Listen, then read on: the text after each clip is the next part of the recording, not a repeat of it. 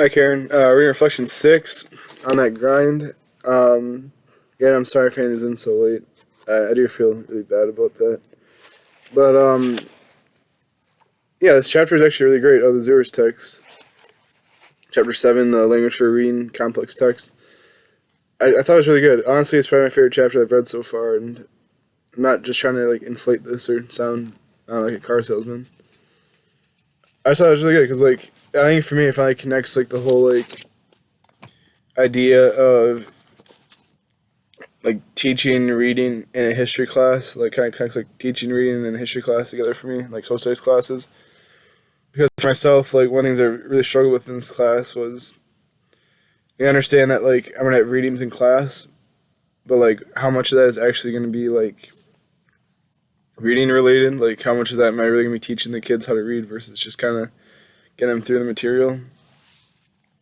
And I just thought it was really good because it kind of talked about strategies you can use that are really easy. One of my first in the text was the oral scaffolds for academic reading, reading out loud and comprehending out loud. I mean, for me personally, that's kind of how I want to handle my social studies classes when I teach. As even before, I read about this stuff because I think it's one of the most beneficial things you can do for a student, at least in a history class, in my opinion, is letting them read and then letting them kind of voice up what they think out loud. I know it's not for everyone because part of sometimes you read stuff you don't really know what it says and you don't know if you have the right idea or not, and it's kind of scary. And trust me, I still feel that in college. I mean, I talked about my poli-sci class in the last video.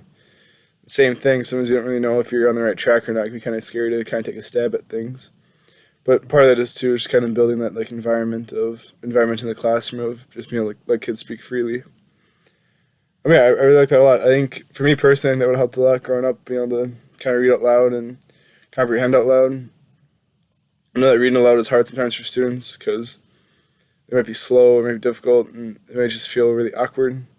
It might get made fun of even. I mean, as much as we want to try to control the classroom environment or the school culture, something like bullying is something that's really hard to kind of fight against that you can't always prevent. And I think it's something where reading aloud can be a bit difficult sometimes. But I just liked how it was, I don't know, I just like those strategies a lot. I just think they're really good. The lyric summaries were interesting too. Kind of just the quadratic format, reggae song and the sound mitosis chant. I mean, in a history class, maybe you'd use that to try to remember the Bill of Rights or something. And I can see it being really effective for younger students that are trying to learn something, and even high school students too. But I know in high school, if a teacher would try to pull out I don't know, we used to listen to we had these they had these music videos for world history with the plague or something, and teacher would show them, and sometimes they're funny, but sometimes they just seem corny too.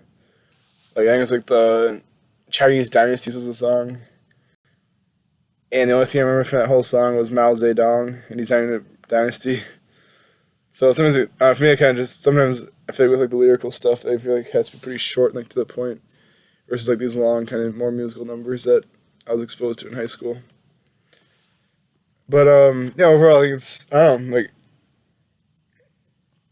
like I said, by far my favorite chapter. I thought it was really good material on not just so much teaching reading, but teaching reading within the discipline. I thought that was really useful, especially for my content area. And yeah, I'm kind of curious to see where it goes from here. If it's gonna go a little bit deeper. I really I know I take a class next semester that's about social studies more and teaching that. I'm very curious to see how they might attack using primary sources. Because I know, as a discipline, that's kind of what social studies is going to more, at least for history, is going more towards that of reading, written word from the time versus just, a textbook. So I'm kind of curious to see, how they'd want to teach that and, what kind of strategies they'd use. I've been kind of thinking about that already. For me, if I chose, a letter from, a Civil War soldier to home, I'd probably go with a pre-reading plan first. Have, the, what was it called? The roadmap reading with it, and then maybe read it again out loud and kind of openly discuss it, openly comprehend what's going on.